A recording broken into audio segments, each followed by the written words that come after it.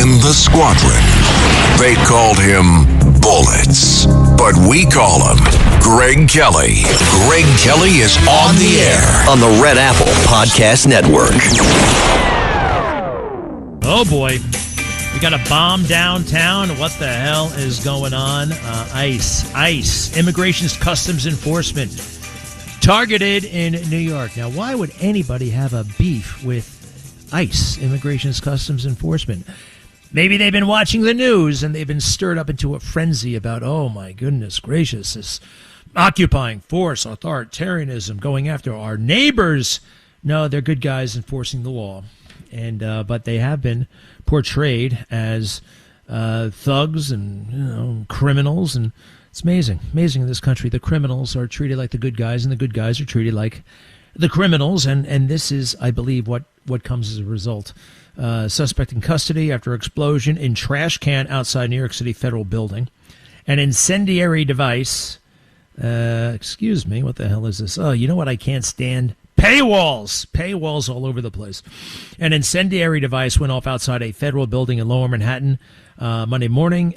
Suspect was taken into custody. The FBI New York Joint Terrorism Task Force investigating the incident happened right outside 26 Federal Plaza, a building that houses dozens of agencies, including FBI, Immigration's Customs Enforcement, Social Security, and more.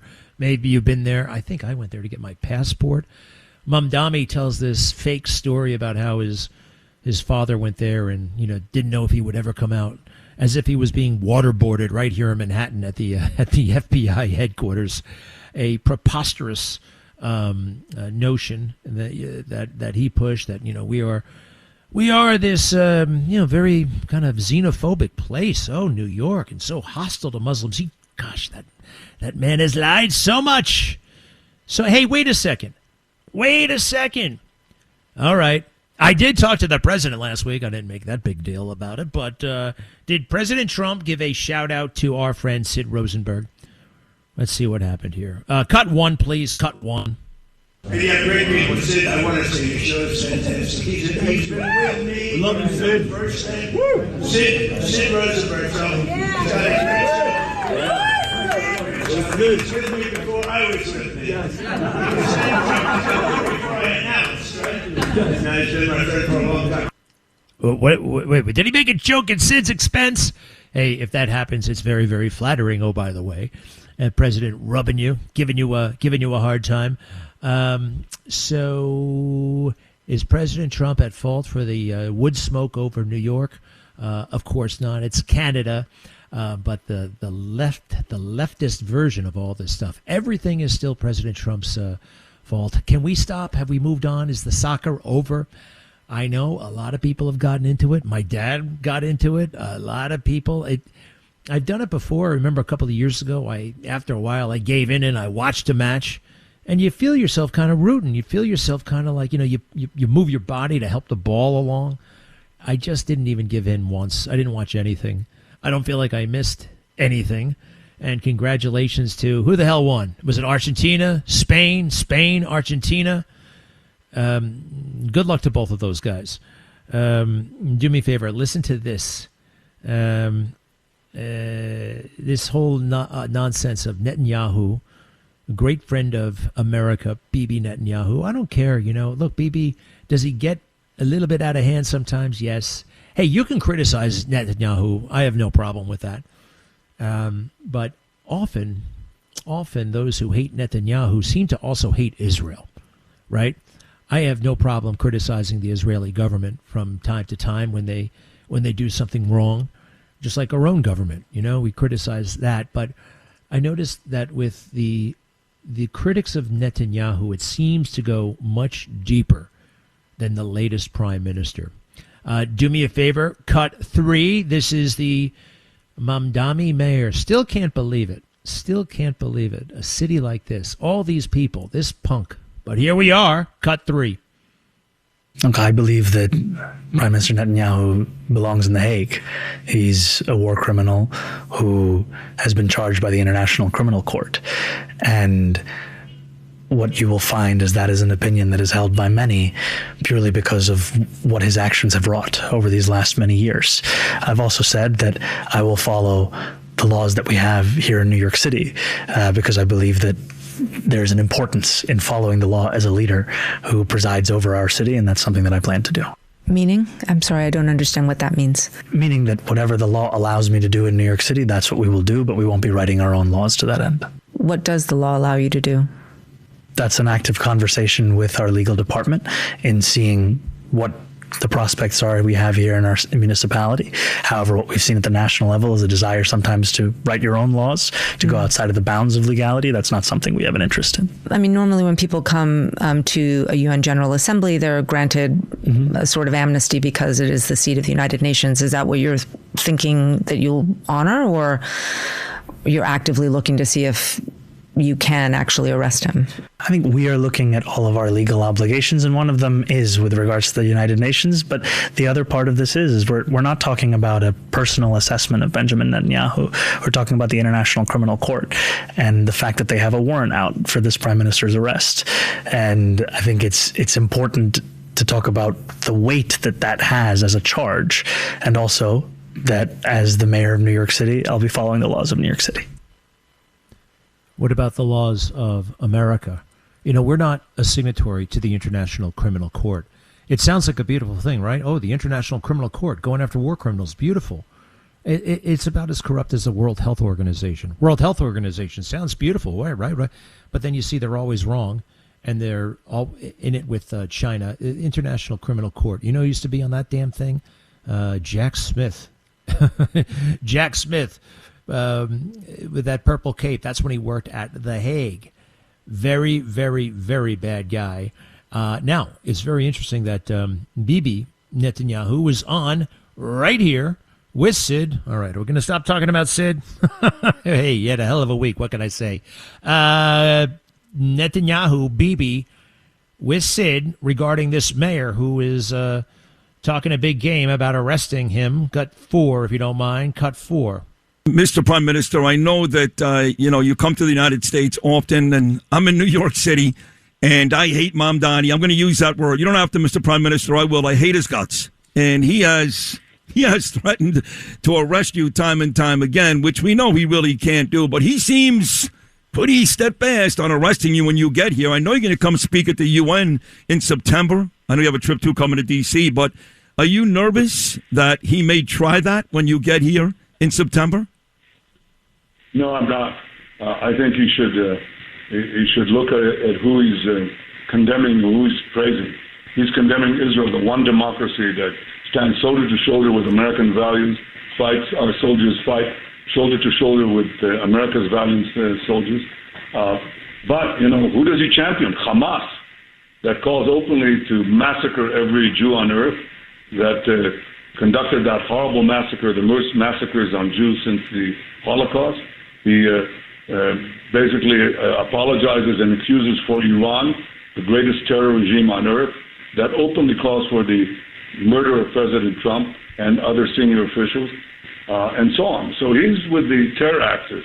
And I think the problem is, that he doesn't recognize, or he doesn't care, that those who hate the Jews and Israel ultimately hate America. And in fact, I think secretly, he hates America. Pretty spot on right there. Yeah, on October 8th of 2023, this guy went outside. Was it 23 or 24 now? I can't remember. I guess it was 24. Must have been 24. The October 7th.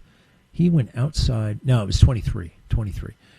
He went to Chuck Schumer's house and started complaining about genocide right then and there. There is no genocide. All right, there's no genocide. I hate genocide. If there were genocide, I would be out there protesting. There's no genocide. What about the children? Yeah, that's all fake. That is all fake. And the famine. Every man I see on that TV is well-nourished in Gaza, somehow. Are they deliberately starving kids? Possibly. Although, then again, are these kids, some of them have pre-existing conditions, and that little tyke on the front page of the New York Times, a propaganda tool. He had, I think, rickets or something like that, and they portrayed him as, suffering from starvation. maybe it wasn't rickets. I don't know. It was something very kind of that you're born with and had nothing to do with nutrition or anything like that. You know, you look at, there's TV in Gaza. You can actually go and watch Gaza television. Life is going on as usual there. Families, schools, hospitals, right? Hamas is still, unfortunately, doing their thing. Less so than before. You really did hear hate in the mayor's voice there. Hate. And if only he really cared about the basic stuff. Hey, there was a bloody explosion outside a federal facility, right? Crime is out of control. We don't have public order. It's a snowball fight. Oh, it's just a bunch of people celebrating. No, we have a city on edge, and people are leaving. And it's fascinating that we've given it over to such unserious people. All right, so it was Spain versus Argentina. Is this a big deal or what? Did you guys watch? Let's hear the final little thingamajig. I hear now that the World Cup is over that the police commissioner might be resigning soon. Yeah. Jessica Tisch is her name. Talks a big game, has no idea what the hell she's doing. Zero, none, is in it for the power and the perks and the look at me, aren't I special. Has no business at the top of that department. Does not have the clout, does not have the independence, does not have the stature to stand up to Mamdani. I mean, a little bit because she's a rich kid, but that's about as far as it goes. All right, to the soccer. Cut 6. Poro chance to cross, hooks it in. Williams badly knocks it down. It's free. It's a goal. It's Ferran Torres. As this ball comes through from deep, it just gets hung up. Nico Williams does so well just to get ahead on it. He's wrestling at the back post with Molina. Does this mean anything to you guys? Just puts it into a dangerous area. Late run. Ferran Torres watches it the whole way, sets his body, and fires one past Emi Martinez. Will Sounds that be good. The goal that wins Spain their second World Cup title? It is a beauty as they celebrate in front of the corner. We finally get a breakthrough, and it's Spain that take the lead. Well, good for them. They got that point in the 107th minute. You mean it was scoreless for 107 minutes? Back and forth, back and forth. The passing game stinks. Basketball is 10 times better. Hockey is 1,000 times better. Let's try this one. Cut 7, please. Cut 7. Emiliano Martinez has been heroic today with a record 11 saves in the final. And with the last chance of the game, he'll lift his ball forward. Simon thought about cutting, stays at home. It's knocked down and only finds Ferran Torres. His final touch of the game. He had the decisive touch as well. Spain, for the second time in their history, have won the World Cup.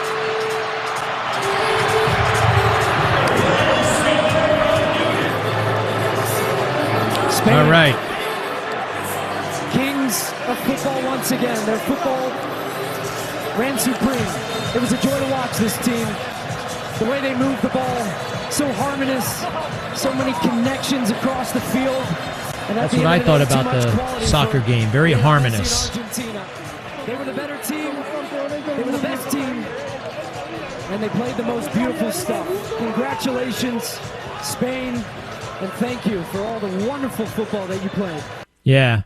And no thank you for the terrible lack of support you've given America in our situation with Iran. Spain has been terrible. The UK has been terrible. All of these guys have been terrible.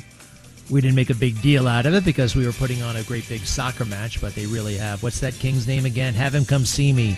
800-848-9222. 800-848-9222. 57 years ago, pretty much right now, man was walking on the moon. Men were walking on the moon, actually. My buddy Buzz Aldrin and his rather aloof companion, Neil Armstrong. Be right back. Greg Kelly. Let's go, Brandon.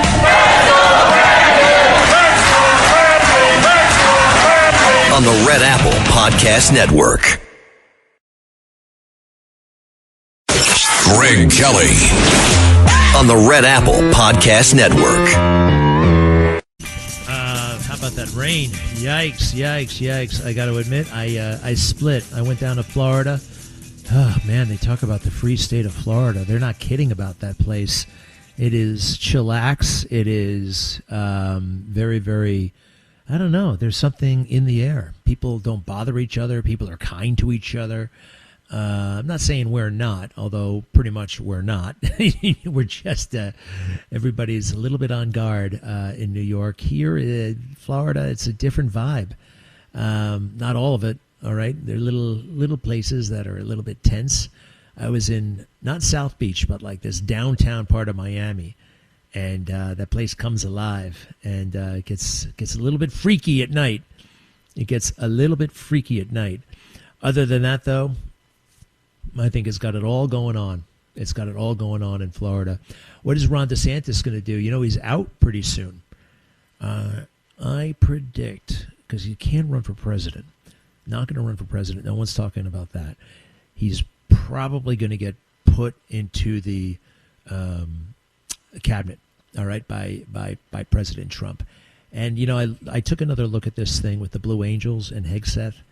And the more I watched it, the angrier I got. This jet really almost killed a lot of people, including the pilot. And when something like that happens, disciplinary action is taken.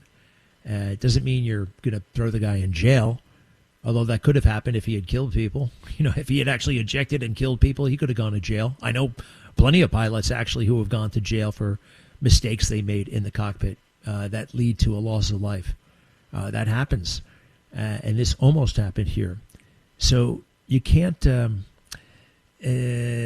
just come in from the Pentagon and say, "Oh, all's well, carry on." I thought that was really cool, a really cool flyby. No, that's the call of the unit commander. You know, it seems like he's backing up the troops. He's actually undermining the troops. And I look at that guy with his sidekick, a dude named Parnell, his chief spokesman. Between the two of them, I think they've run for office a grand total of 4 times. Parnell ran for the House and the Senate. I know that Hegseth definitely ran for the Senate, and I believe he ran for the House. So it's either 3 or 4 times. That's a lot of ambition, you know? That's a lot of, wow, I really, you know, I don't know. When you're Sean Parnell, do you really have all that much to offer, you know, at the age of 39 or whatever you are? You must be in national public politics. You must be there. You must be in the middle of things. How much talent do you have to provide? I don't think he's a bad guy. He has pretty interesting perspective on war and combat and the troops and military issues, and that's great, but I don't like it when that issue is used to silence other people. I served, gosh damn it, you get the hell out of the way. I know what's going on. You don't. There's a lot of that, and I can't stand it. Let's see here. Oh. I don't know if you heard about, you know, they have these city chiefs in California. They have mayors sometimes, but they also have like these city administrators. And she had this job, this woman who was the city administrator of Sausalito, Elaine Forbes, 53 years old. She was the city manager. She started 3 weeks ago. But then she was busted trying to break into a yacht that was not hers over the weekend. She has since been, I guess, put on suspension. A mental health crisis. Urged the public not to rush to judgment. More details are emerging about the incident. We ask that no one rush to judgment. 7 a.m, somebody called the cops that this woman was acting in a deranged fashion on somebody else's boat. Let's see here. As the facts become clearer and Elaine obtains legal and health care counsel in the coming hours and days, we hope people will respond with compassion, patience, and respect for her and her family during an extraordinarily difficult time. Hey, I'm open-minded about this stuff. People can have a nervous breakdown. I think that's a real thing, partly because we try to get help from all the wrong places: alcohol, drugs, self-help, pop psychology, right?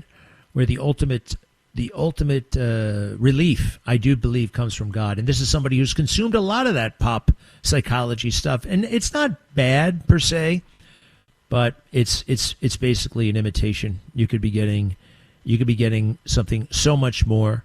I hope she gets help. Let's see here. Experiencing a mental health crisis. Let's see here. The yacht's horn was going off, and she was in the cockpit blasting it. 75-foot vessel. They rushed over. Forbes was inside the wheelhouse after she had allegedly locked herself in and was sounding the horn. They boarded the yacht, told her to get off. She looked at him and pleasantly replied, "Good morning." She didn't seem disheveled. She seemed actually normal and friendly. I remember a while back, one of my friends jumped onto the field at Wrigley Field in Chicago and just decided to go out there and run around, and he got arrested, and his name was in the paper. And the reporter noted that the authorities said he did not seem intoxicated. And he wasn't intoxicated, but they thought that was... Usually they get that. These guys, these hooligans running around like crazy people. That wasn't the case here. All right, what the hell else? Governor Hochul, the bucktooth bimbo from Buffalo. Man, it's looking really, really good for Bruce Blakeman, our Nassau County executive.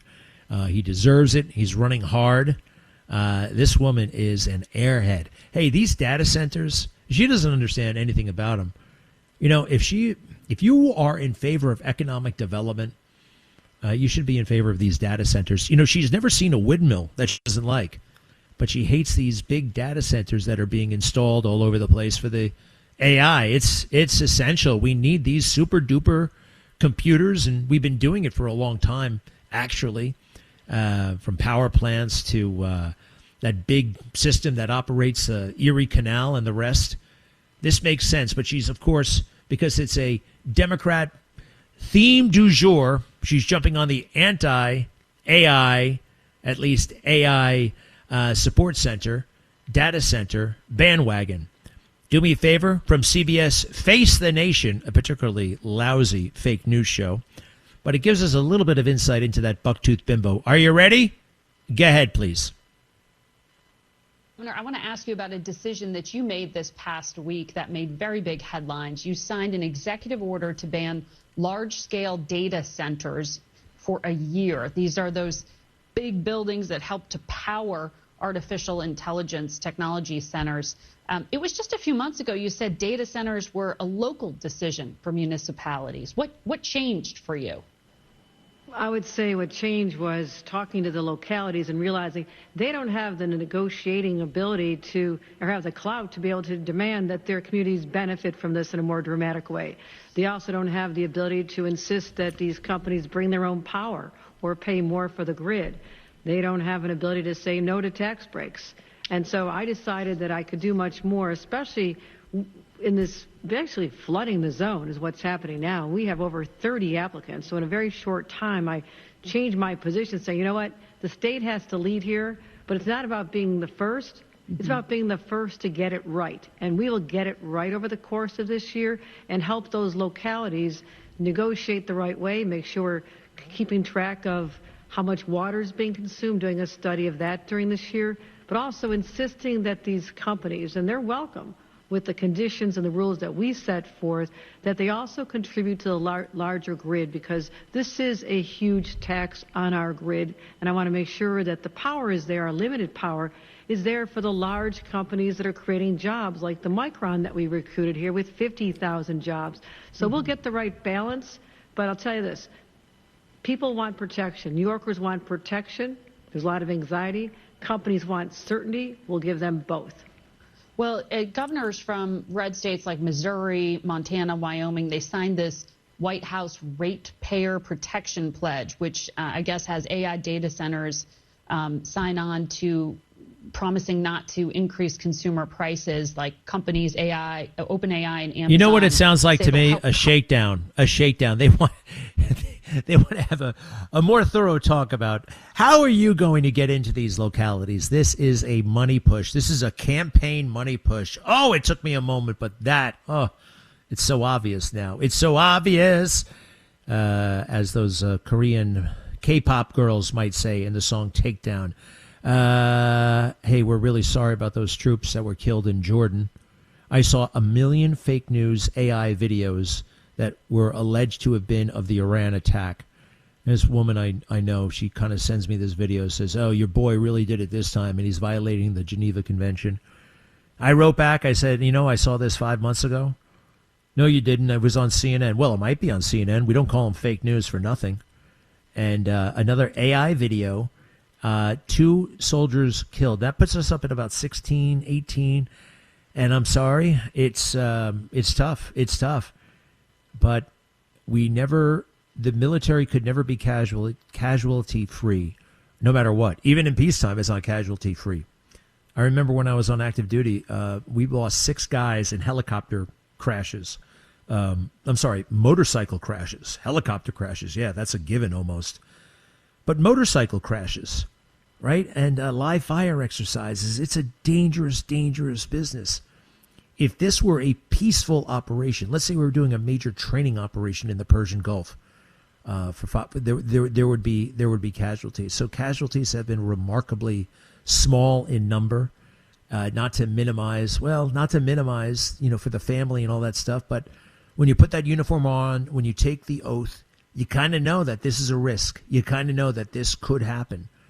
And it's one of the reasons why we revere military service, because very few professions ask you to potentially make this kind of sacrifice, okay? 800-848-9222, 800-848-9222. Isn't it something that we were able to do something technologically 57 years ago today, and we can't do it today? I mean, we still we can't get back.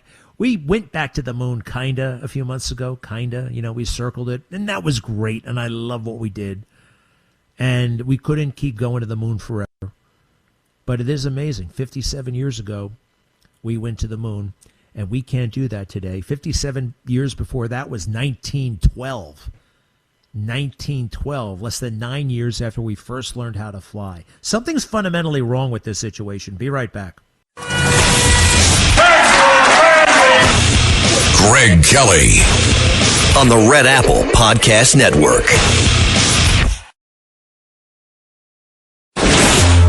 Greg Kelly, entertaining and informative on the Red Apple Podcast Network. The Save America Act, who could have a problem with having to show that you were born in America, show that you are a citizen before you vote? Democrats would have a problem with that because part of the scheme in keeping that border open for 4 years was getting these people in here and then letting them to vote. There are certain jurisdictions where you can vote even if you are not a citizen. It's actually legal to vote as a non-citizen. They tried that in New York City, actually. It was, I believe, ultimately overruled. They have it right now in Washington, D.C.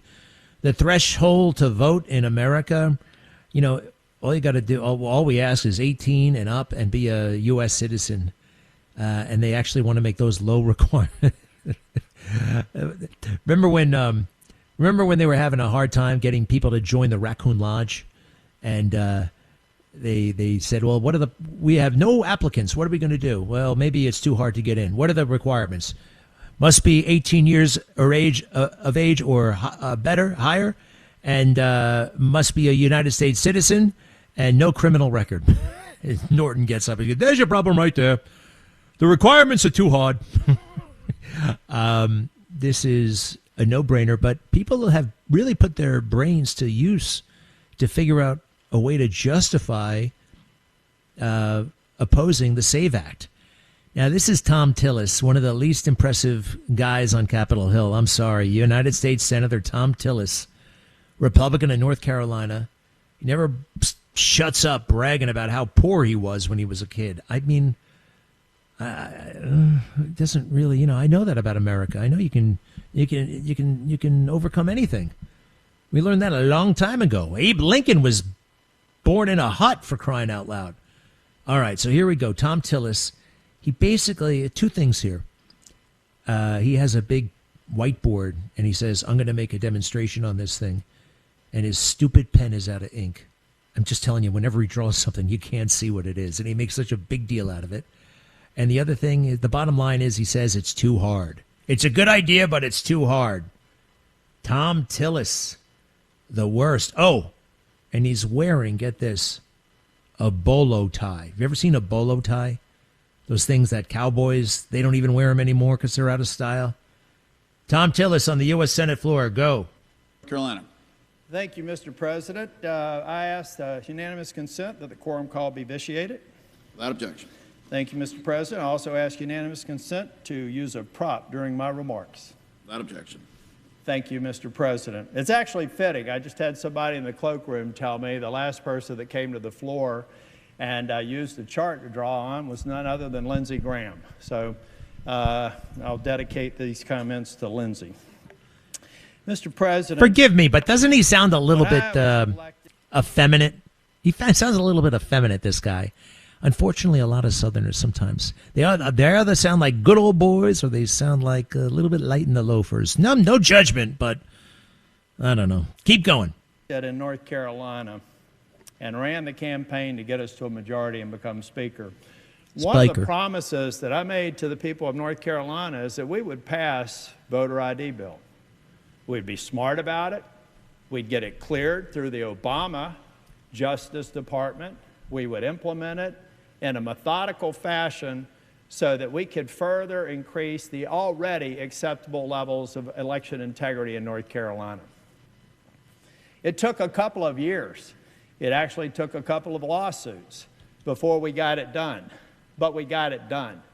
So for anybody to accuse me of saying that I don't like voter ID, you ought to check your facts and take a look at the signature on the law that was ratified by then Speaker Tom Tillis in the state of North Carolina. Don't ever refer to yourself in the third person. At least put forth my bona fides with respect to implementing complex legislation. I have been trying to explain for nearly a year that the SAVE Act, whether it's the SAVE Act, the Save America Act, the new SAVE legislation that's being proposed in the House, SAVE goes to Hollywood, SAVE goes to Hawaii, whatever the sequels are, all of them are fundamentally flawed and impossible to implement by this election. Now let me explain why. In addition to actually having experience with legislating, ratifying, and implementing voter ID law in North Carolina, I also happen to be a partner at PricewaterhouseCoopers, and IBM Global Business Services. My entire career has been founded on implementation.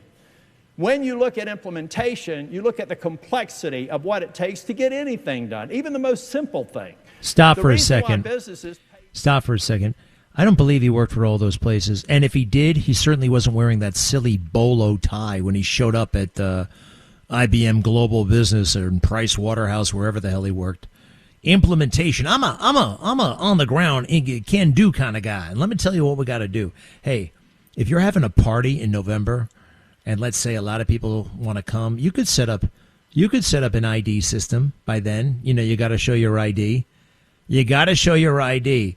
If you have a new office building, let's say the office building's grand opening is next week, you could make sure that the lobby has a system where everybody has to show ID. I mean, on the 57th anniversary of men walking on the moon, this guy says it can't be done. It can't be done because it's too hard. It's too hard. Pick it up just for a few more seconds, please. To do what we do is because details matter. Planning matters. Execution matters. Now let's talk about the SAVE Act, or the Save America Act, or whatever the heck they're calling the next thing that they're talking about putting in the reconciliation bill. Mr. President, states fit into two categories when it comes to how they administer elections. There are 41 states. And this is where he starts writing on the board. Differently. I have to write this. There are 41 states, Mr. President, that administer at the county level. Oh, my goodness gracious. All right, let's shut this goober down. It's just so funny that he's writing on a great big whiteboard, and nobody can see what the hell he's writing. He brought one of those, not a Sharpie, but those dry erase, and it's green, and it's like lime green, and you can't read it. You're going to go on. This is supposed to be the speech. Everyone, all weekend long, you got to see Tom Tillis. You got to see what Tom Tillis, he really lays it out. No, he doesn't. That's not American. That's not the can-do spirit. Figure it out fast. We went to the moon. I mean, we can't now, but jeez. Tillis, Tillis. Spells Tom, Thom. It's kind of weird. All right. Be back after the break. 800-848-9222. Thanks for listening to The Greg Kelly Show. You can hear The Greg Kelly Show weekdays at 12:15 on 77 WABC. If you like the podcast, share it with your friends and listen anytime at WABCRadio.com and download the WABC Radio app. Hit that subscribe button on all major podcast platforms. Plus, follow WABC on social on Instagram, TikTok, Facebook, and X. See you next time for a new episode so you never have to wonder. What the heck is going on here?